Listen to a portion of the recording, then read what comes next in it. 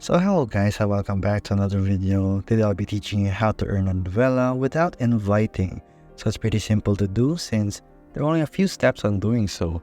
So here in Novelah, it's a reading application where you can also earn money and other things like that.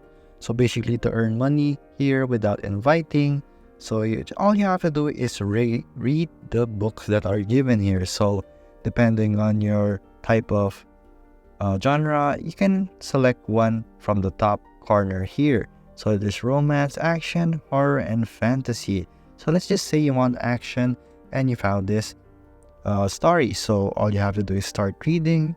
And once you start reading, you will see in the top right corner, there are coins that could be earned every time you read. So every time you progress here, and you can see in the top right corner that there's a coin button, which is progressing as you read. So as you read, you will get coins, and with the coins, you will earn points right there. So here, as you can see, I have 131,613 points already, ready to be redeemed in the Redeem Center. And that's just how you earn a Novelah without inviting. So thanks for watching this video, and see you again next time.